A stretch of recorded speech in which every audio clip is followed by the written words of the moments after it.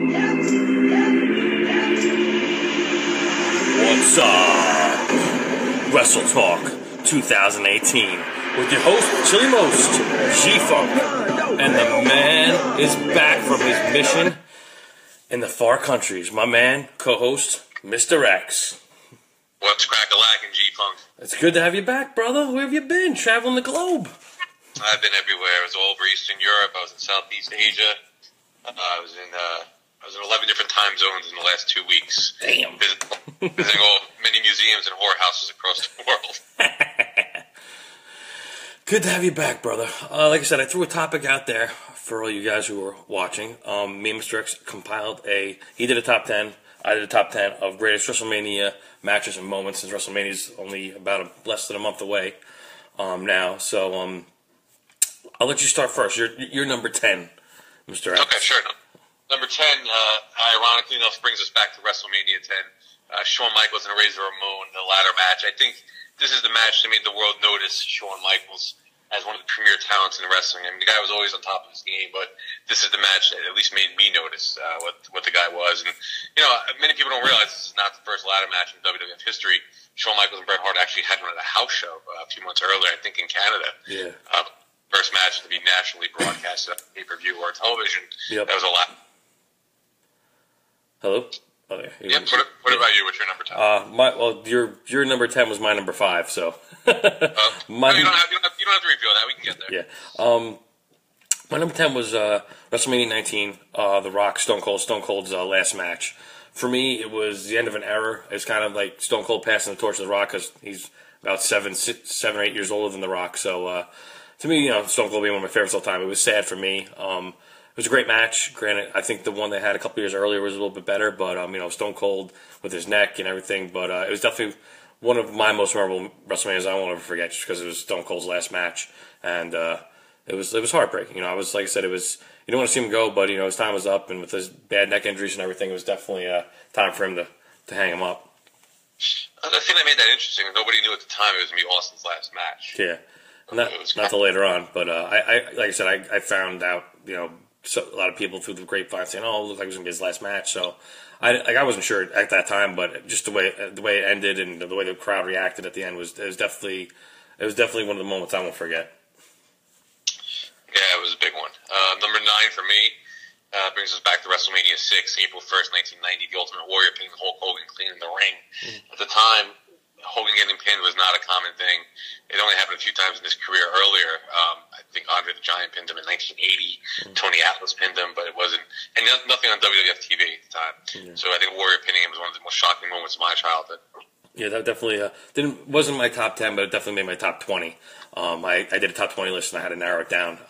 Like I said, back then, Hogan was the man, and Warrior was having such a big run, you know, with being Intercontinental Champion, and it was just a matter of time, you know, with they butted heads at the Royal Rumble, so eventually it was going to happen. It was a match. It wasn't one of the greatest wrestling matches. It was just more hype than anything because of the two names. You know, otherwise it wasn't no clinic wrestling match. I'll tell you that much. You know, the Hogan leg drop and he kicked out, and the whole splash. I liked Ultimate Warrior, but his finishing move, the splash, was kind of gay. I just think because he wasn't, I don't know, a big guy for a splash. You know, he weighed like 265, 270 pounds. Like a splash, you know, like if he was like, you know, 300, 350, whatever, all right, that the splash is a good amount to do that move. But besides doing the press slam, gorilla slam, and dropping the guy in his face, and then doing the splash, I thought he could have done something else. But otherwise, like I said, I always liked Ultimate Warrior because of his energy and stuff. My number 9 top 10 wrestling WrestleMania match was Undertaker vs. HBK at WrestleMania 25.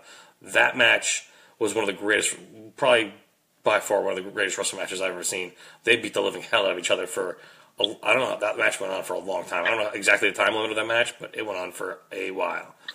So, it was definitely, like I said, one of my matches, they were really put on such a great show. And don't worry, Scott, I won't spoil Raw. It's on in the background so no one can see it. But I'll withhold comment because that's going to be later on my list. Great for me. I will speed up a little bit. The Hardy Boys returned last year at WrestleMania. I mean, it was speculation, but it wasn't for sure. Just the way they played it off, and like the New Day was coming to the ring to join the match, and next thing you know, the Hardys just started. and the place went absolutely nuts. One of the biggest pops we've seen in a long time. That was your number 8, you said? That was number 8. Yeah, I thought it was really well done. My number 8 was WrestleMania 31 when Rollins cashed in a triple threat match and won the WWE Championship. That by far was probably one of the surprises. I'm trying to remember. Up until that point, I have to go back and look, but I didn't really see. Up until that point, I don't think anyone ever cashed in the WWE Championship, Money in the Bank contract out of WrestleMania before. If they did, it was a long time ago, and I don't remember it. But I don't think it was. And the fact that he was successful with Brock Lesnar and Roman Reigns, which, like I said, was stunned. Like, I was stunned. Because he lost earlier in the night to Randy Orton. So, you thought you weren't going to see him, and it was definitely probably one of the biggest moments and surprises, I thought, of WrestleMania. Yeah, it was really cool. Number 7 for me, WrestleMania 13, Steve Austin and Bret Hart, the double turn. It was really well done. I think it was the culmination of the Bret Hart character before going full-fledged heel and the emergence of the Stone Cold character becoming the number 1 face in the company. Mm-hmm. Yeah, I had that was one of my top 20s. My number 7 was WrestleMania 18, Icon versus Icon, Hollywood Hulk Hogan versus The Rock. To me, it was that the ending, how Hogan became a face in the middle of the match, kind of with The Rock being the main guy, and Hogan being NWO, and then at the end with Hall and Nash saying, "Oh, why are you shaking his hand?" all that stuff, and then The Rock helped him that they started beating him up and stuff, and that was kind of and then at the end they shook hands and stuff. It was definitely a moment because Hogan was, I don't even know how old he was when he wrestled that match. He was definitely in his, I don't know, probably in his late 40s, early 50s. He's like 60 something now, so I'd say he had to be in like his late 40s. So it definitely was an icon versus icon, which I don't think we'll ever see again in any kind of form with those two guys. Yeah, it was one of those matches where the crowd really took over. Yeah. For me, number 6, one of my favorite memories in wrestling was Shawn Michaels' first title win at WrestleMania 12 in Anaheim. The 60-minute Iron Man match, actually 61 minutes with Bret Hart, ended him for his first championship. The match doesn't get a lot of credit because it was kind of very plotting along the way for a 60-minute match. But I think it was just historic because it was Michaels' first time as a world champion. Yeah, it was definitely, I have that as one of my top 20 as well. But it was definitely one of the greatest matches I've saw. They were just, 60 minutes was unbelievable. 61, literally, really, but it was nuts. It was like, I don't know how they freaking didn't both collapse at the end of the match and die, because they both were, especially Shawn Michaels, they were both so winded after that. Joe Everett says, "Did you say Greg the Hammer Valentine yet? His matches with Santana were stuff of legend." I tend to agree, but I don't think they ever wrestled each other at WrestleMania. Mr. X, do you know anything about the Hammer? No, they never did it. They never did it at WrestleMania. No, they definitely had definitely good matches, Joe. I'll give you that. They did have some matches on TV and in house shows. I do, from what I recall, and on anyone remembers Primetime Wrestling with Gorilla Monsoon and Bobby the Brain Heenan. When they had some of those matches. Hammer and Tito had a couple of good matches. Yeah, I'll give you that. Joe, granted, was a WrestleMania match, but I'll hear that one. My number 6 was WrestleMania 16. The triple threat tag team championship ladder match with Dudley's, Hardys, and Edge and Christian. That match, dude, was one of the craziest matches with the ladder. Besides the Shawn Michaels Razor Ramon match, that was probably one of the craziest ladder matches of all time. And they put on a ridiculous show. Just the things they did with the ladders was you really thought someone was going to get seriously hurt in that match. Jeff Hardy's just a nut back then. He just jumping off the top of the ladder like it was nothing, and he did it again at last year's WrestleMania like it was nothing. Granted, he's like freaking 10 years older, 15 years older, but it was just nuts. Yeah. Number 5 for me was Steamboat and Savage WrestleMania 3. Up to that point, you didn't see a match like that in the WWF. NWA was having that kind of work rate in their matches, but WWF, it really wasn't happening. I mean, you had some good tag matches with the Bulldogs and the Hart Foundation, but as far as work rate and psychology, and even the angle leading up to it, rest of that was one of the best matches at the time in WWF. So you got to acknowledge that match. It's my number. Like I said, I'm going to give you my 5 and 4 because 5 you had already was the Razor HBK ladder match at WrestleMania 10, and your 5 was my 4 was Macho Man and Ricky Steamboat IC title match at WrestleMania 3. That match, like I said, was they talked to Ricky Steamboat. They interviewed him about the Macho Man and said Macho Man wrote down everything he wanted to do, like word for word, how the match was going to go, and that's how the match exactly went. He's like, like maybe a couple things got modified during it, but otherwise it was word for word that he wrote down exactly what happened in the match at WrestleMania 3, which is like that. He's like, Macho Man was so particular about how he wanted to have the match go and how he wanted him to, how to put Steamboat over and win the match and everything and let him be champion. And I was like, he was like one of the craziest wrestlers, like you said, to work with, but he was so good. So yeah. So that was your number 5 and 4, you said? Yeah. My number 4 then was Daniel Bryan. Yes, WrestleMania 30. That's my number 3. He beat Triple H in the first match, and then the triple threat match against Randy Orton and Batista, and he became the champion. The crowd really put him there, and he wasn't initially booked for that spot, but because the voice of the fans would put him there, and I think it was a big moment in wrestling. Laura Minster says, "Is Mr. X Hulk Hogan's secret gay lover?" I don't think so. I think Mr. X is happily married. Who said that? Laura Minster said, "Is Mr. X Hulk Hogan's secret gay lover?" Who the fuck is Laura Minster? She's one of my followers. She's watching it live right now. I went to high school with Laura. Hi, Laura. Shout out to you. I do know her. She's just with 7. We have history. Number 3, what are you up to? 2 or 3? That was my 3. My 3 was Daniel Bryan as well. So you're number 2? Number 2 for me was my number 3. Daniel Bryan was my number 4. Oh, okay. So you need my number 3. We're like two idiots. So my number 3 was WrestleMania 7. Miss Elizabeth's running out, reuniting with the Macho Man. After the retirement match against the Ultimate Warrior. I'm not gonna lie, G-Funk, a young, chubby Mr. X with his mullet was crying watching this. I completely forgot about that one, dude. That definitely wasn't what I expected you to say, but I forgot about that. That's a good one, but I didn't expect you to pull that one out. My number, you want to do your number 2? Because I still have my 2 and 1 to go since that was your 3. We had the same. Yeah. My number 2 was WrestleMania 20, and it's kind of controversial, but at the end of the match, the triple threat match where Benoit became champion, Eddie Guerrero came out, and they had to stare down at each other, and they embraced. Yeah. Now, what's significant about this was they broke the mold for what the WWF was, or WWE was up until that point, with the big guys. You had to be over 6 foot, over 230 pounds of muscle, where Eddie and Benoit, neither of them were, and it really represented the shift in the guard in wrestling, where now you're more focused on work rate than you were on showmanship. But we all know how that story tragically went over the next couple of years. Yeah, unfortunately, yeah. But that was, I forgot about that moment. That's one, man, I can't believe I forgot that one. That was a good one. My one was WrestleMania 14. I was there with my friend Larry. Shout out to my man Larry. We went to his. If it wasn't for Larry, I probably wouldn't have been there because he's the one that called me up and said, "Hey, what are you doing this weekend?" I'm like, "Oh, I'm probably just going to hang out, watch WrestleMania 14." He's like, "Oh, guess what? I got tickets. You want to go?" I'm like, "Fuck yeah, I want to go." So we hopped on a bus to Boston and we went, and it was great because we saw Stone Cold win the belt for the first time against HBK. Tyson was a special force or whatever. It was probably one of the greatest WrestleManias I've ever been to, dude, because I love Stone Cold so much, and it was such a great match. And Grant Sean was, kind of beat up from his back and everything. After that, he left for a while for have his surgery and everything, but he still put on a great show. No matter, you couldn't tell he was hurt, but afterwards you saw him get out of the ring. He was kind of like, he needed help from Triple H and some officials, but otherwise that was a great match because Stone Cold, and when Tyson punches Shawn Michaels at the end was awesome. It was so funny. Yeah. That was your number 2, right? Mm-hmm. So my number 1, I think, was your number 8. Michaels Taker, the first time, I think it was 25.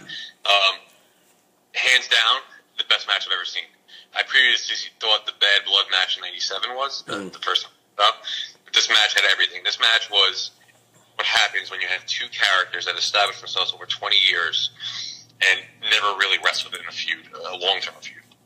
And you put these two guys together. We have when Taker is still able to work, and Shawn Michaels, who can make a broomstick look good, just put on a fucking clinic for 35 minutes. Yeah. And they did it again the following year. I don't think it was just as good. I think Dave Meltzer gave it 4.5 stars opposed to the 5 stars. But that first match, for me, if I was to take somebody that never watched wrestling and said, show me something that would make me a fan, that is the match I would show them.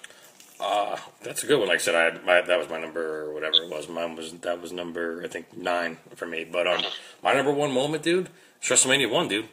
Hogan Piper, Orndorff, and Hogan and Mr. T against Orndorff and Piper, dude. That was like, that made me fall in love with wrestling more. That WrestleMania, like, if it wasn't for WrestleMania 1, dude, I probably wouldn't be. I would be talking about wrestling right now. Because that was like, it was entertainment. You have Mr. T, and then on the outside you had Bob Orton and Snuka on the other side, and and Billy Martin was the announcer, and Liberace was there, and it was probably one of the craziest spectacles ever you've seen in anything. Like up until then, like wrestling had just been there. So. Dude, as an 8-year-old kid, did you really care that Liberace was there? No, but I just knew, I actually knew who he was. So to me, it was like, oh, I know him. Like he's famous. Like when you're 8 years old, then when you know who's famous, you're like, holy shit, he's famous, and he's at wrestling. Like Billy Martin. I'm like, I know Billy Martin. He's the manager of the Yankees. So it was. I was fortunate enough to be there. But you were a fan. When did you get? You were a fan before WrestleMania 1, I'm assuming, right? What was that? You were a fan before WrestleMania 1. Oh yeah. So like I said, when they said, "Oh, we're doing a WrestleMania," I was just like, "I gotta see it." It was freaking, and so that was that. But that's our top 10s, everybody. So yeah, that was good, and people let us know what you think. Not much news today. I know Monday Night Raw is on, so I don't know. I'm not watching this on Facebook, so I don't know how many people are watching exactly. But we do have some mail. I don't know if you want to go to that. We have voicemail, a couple voicemail. We'll do yours. You have yours first. I have a special one at the end, so you can do yours first, and then we'll do mine last. Okay. So let me queue up got 2 voicemails here. Spare me 1 second. I don't have the best equipment. What's up, Chief? This is Jim S. from Nebraska. I'm calling. All my friends call me Big Jim. They're listening. I just had a kind of a 3-part question for you. Number 1, I'd like to know your thoughts on a real captain of the industry, redhead Dick Murdoch, and also what you think about the talk to Global Wrestling Federation, and then perhaps a little hypothetical, if you might indulge me, who would win a cage match between the Junkyard Dog and Hulk Hogan? Oh, I'm sorry, I'm a little nervous, man. I love the show. I love this topic. Thank you guys very much, man. I hope you take my call. Thanks, Thanks, Big Jim. That was a good one. What was the first one? Was about Dick Murdoch, you said? Yeah, what's your thoughts on, what do you call him, Redhead Dick Murdoch? Yeah. Dick Murdoch, like I said, I knew of him. I was much of, like he said, he was more kind of the independent before all the territories back in the day. Like when I was growing up, before WWE was WWE and WCW was WCW, like they were all independent territories. So to me, I didn't really follow him up until he got to WCW, and even then, he wasn't like a big player. He was overshadowed by by Sting and Ric Flair and Arn Anderson and all those other guys. So you really didn't know Dick Murdoch that much. Like I heard of him, but he was a good wrestler. He was a good worker. He had a couple championships here and there. I didn't think he was as big as the other guys, as Flair and the other and Hogan and the other guys. Of course, he was a mid card champion guy, and he was good. He was a good. He wasn't showy. He's pretty good on the mic from what I've seen him. And he was a good wrestler. He put on a good show. Like I said, I don't think he was. And was it the question about global wrestling? Was the other one? If I could just chime in about Dick Murdoch. Dick Murdoch was in wrestling when I got into wrestling. He was a tag team champion, Adrian Adonis. Yeah, that's it. I knew he was a tag team champion with somebody. I couldn't remember who it was. Yeah. And then he got beat by my favorite tag team of all time, Barry Windham and Mike Rotundo. And I don't think Murdoch was in the WWF much longer after that, but he went to the other leagues. But he was a legit tough guy, and he was kind of the first next class of wrestler, like a Stan Hansen, which eventually went on to like the JBL. So a legit tough guy backstage though. The other question he asked was about Global Force Wrestling, Global Wrestling Force. Yeah. GW. Yeah. I've seen and heard about it. I haven't watched anything. I've seen a couple stuff on YouTube. Don't really know some of the guys' names by the top of my head. There was some, I forgot the one guy. This one match I saw was really good. Very entertaining, but like I said, I didn't know any of the names. I was just like, taking a gander on YouTube with some stuff, and one of the things came up, and the match caught my eye. So, Steven Trin says, "What's up, man? It's Deathstalker. What's up, Deathstalker? My man from Xbox, playing a couple of little Call of Duty World War II." But Who was that? Someone you play video games with? Yeah. I put a message on my Xbox Live account saying to join me. If anyone could join, he actually joined. Thanks, man. Thanks for joining. Got any wrestling questions? Throw some at me. And the last one was a steel cage match between, he said, Junkyard Dog and Hulk Hogan. Yeah, I don't know if that ever happened. I think it was more of a rhetorical Yeah, rhetorical. Like I said, I don't know, Hogan probably. Like I said, they were both faces, so you really couldn't. Junkyard Dog was always a good guy, and so was Hogan back when they were both in WWE. So if like one of them turned, like if Hogan was a bad guy and Junkyard Dog was a bad guy, either way, like I still say Hogan. I love Junkyard Dog though; he was very entertaining. I love his theme song was so catchy. Yeah. What's it? Any other mail we got there? Yeah, I got an email here. And, this one is from Lisa.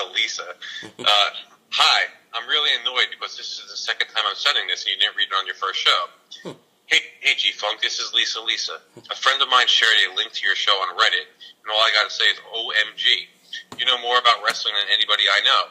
Your show has me cracking up, too. You really are a funny guy. Thank you. LOL.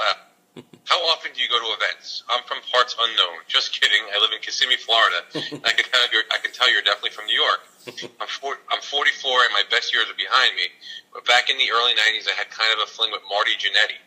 Every time he came to Florida, we would make arrangements to get together after the show. Any idea how I'd be able to get in touch with him? I'll be staying tuned to the show.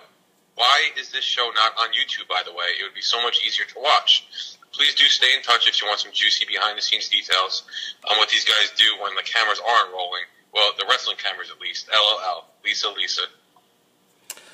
Nice, Lisa. Marty Jannetty.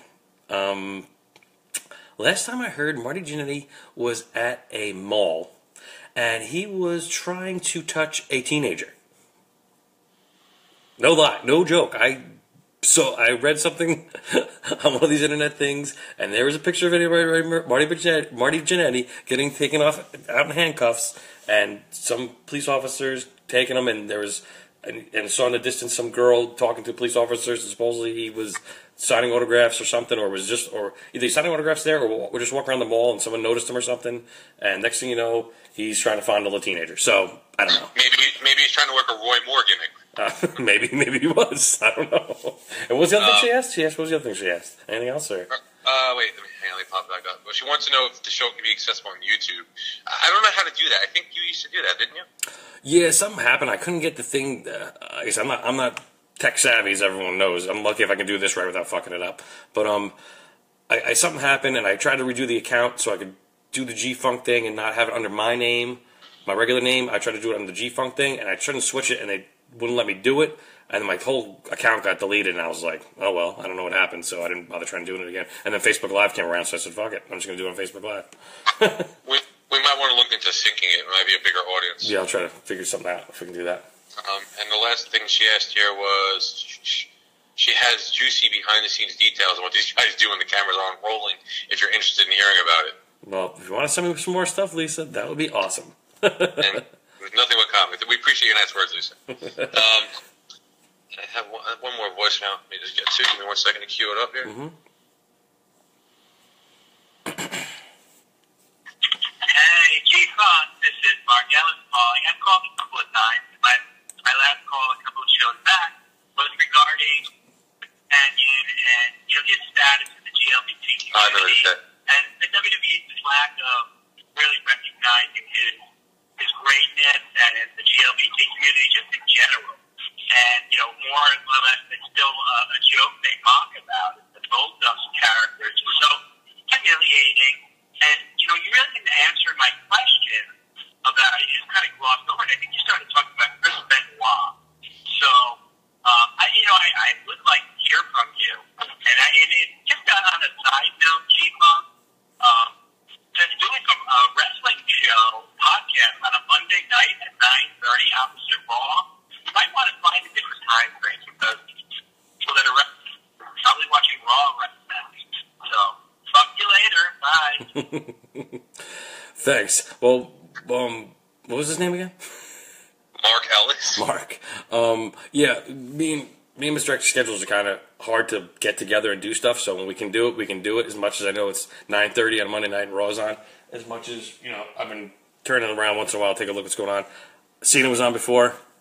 I could care less. It was him and Goldust. What a waste of television time in my book. They could have put anyone else out there. Cena just won the thing last week so he could fight on SmackDown. Pay-per-view Fastlane come up. So why the fuck is he on Raw? Just tell him, I'm trying to go to WrestleMania. We know, dude. You're already going. So what the fuck? You're already going to freaking Fastlane, which you're probably going to lose, which I hope he does, because if he wins, I'm going to be super pissed.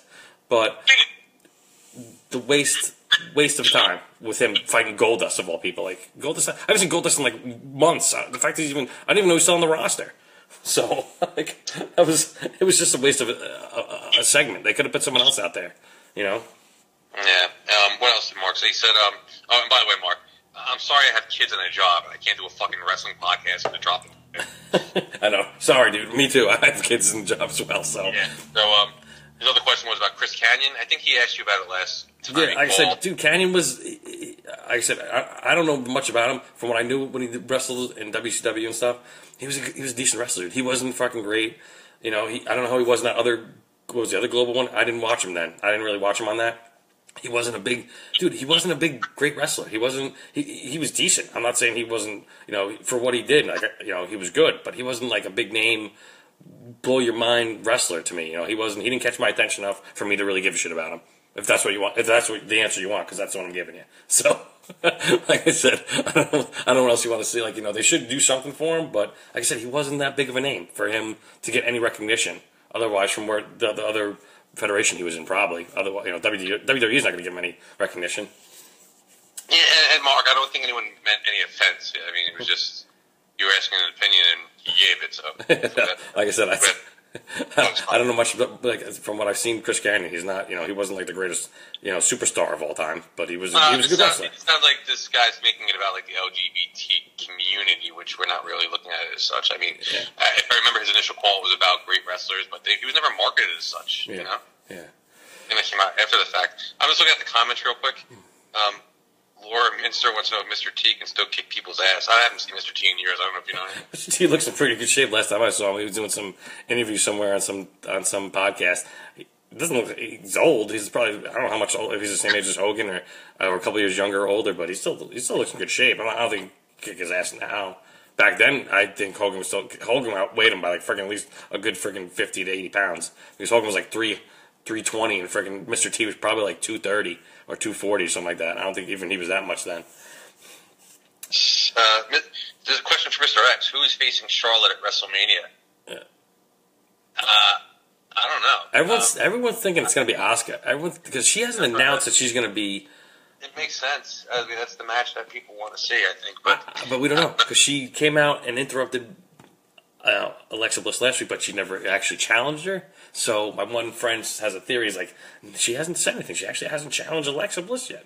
And we still have time. I think Bliss and Nia makes better sense. I have a feeling it's going to be Nia and Bliss as much as I don't really, you know, that match to me would, you know, be good. But like I said, it's not going to be Rousey. We know Rousey now. They announced it early. Rousey and Kurt Angle versus Triple H and Stephanie, which we knew was coming eventually. But like I said, I'm probably sure she's going to go show up on SmackDown and challenge Charlotte eventually, I think. Any more emails? Because I got one left over here on my end. No more emails. Another comment is Laura Minster asks, is your social life like a 9 now with the success of the G-Funk show? Well, is it Mr. X? My professional life is a 9, but my personal life is only a 2. I'm sorry, it's annoying. That's all I had in the mailbag. So people keep the mail coming. I mean, we enjoy interacting with the fans. Yeah. I think it's a good part of the show. So please, by all means, G-Funk will continue to post the email addresses. And if you want to leave an audio file, just send it as a audio attachment with the email. If you can, just say your name, where you're from, and how you found out about the show. It's helpful in our marketing campaigns. Yeah, we're trying to figure out how we get back to YouTube somehow. I have one email left from my man, who I mentioned last time, who sent me an email, and that's Michael Rappaport. Mike, shout out to you. His questions are, why do you think pro wrestlers die at an alarmingly higher rate than other athletes at under 50 years old? Steroids. I tell you right now, the much as I don't like to bring it up because it was just horrible, Chris Benoit was taking steroids. Everyone knew it. His peers knew it. They admitted it. They've seen him take it. I think with that and the stress of also in painkillers mixed, made him crazy, and hence why he killed his family and himself. And I think it just breaks them down to a point where it fucks with their heart. And like I said, all these guys, like the fact that Hogan's still alive is shocking to me, and some other guys, we knew took steroids, but yet they're still hanging tough. Like Hogan's 63, 64. Jason Marr says Mr. X sounds like he's hung. I tend to agree. His next question is, Mr. Rappaport says, I used to think Lita was hot. I would tongue that ass 2 hours after she ate a Mexican buffet. Is she ever going to come back? As much as I love your answer, Mike, I don't think Lita had a serious neck injury years ago. She could have stayed on a little bit longer. She was at the Royal Rumble this year. She was in it for a little while, but like I said, she won't come back full time just because of her neck. And she's she's doing pretty good. She's doing some commentary now with WWE with some pre-pay-per-view stuff, and she's still very. I think she works also at the Performance Center, helping training the young women in NXT. So she's still got, she's still around, but I don't think she'll wrestle again. And his last question, his last thing he mentioned. She looked really good at the Rumble this year, I thought. Oh yeah, she did. He said, "I missed the midget wrestling. Remember Lord Littlebrook? That motherfucker used to kill me." I'm like, yeah. I remember there was the Haiti kid. There was a whole bunch of crazy names. Little Japanese dude, and I said, but thanks, Mike, for reaching out. Hopefully, he said his next show is going to plug our show, so hopefully, everyone watch Mike Rappaport's next video. Hopefully, he'll mention my name. So we'll see what happens. But otherwise, that's all I got, my man. What do you got? Anything else? You good? Oh, me? Yeah, no, I'm done. I'm tired. I'm sorry I didn't have the energy today. I'm really pissed off. I don't have Wi-Fi. Fucking tree fell. So we don't have I'm sitting in the dark with 2 cell phones. Well, at least we got to hear from you, Mr. X. I'm glad to have you back. Folks, that's all for us. We'll be back soon, hopefully, who knows, in the next week or so. We're going to try to get YouTube up, see how we can get that going. I think I know how to get back into that and set up things, so we'll have more out there for people to view. But send questions, comments, emails at wrestletalk2018 at yahoo.com or jerrygman2376 at yahoo.com. Folks, Mr. X and myself wish you a good night. Enjoy the rest of Raw, and we'll see you next time. Peace. We some Southern boys with the promised strength.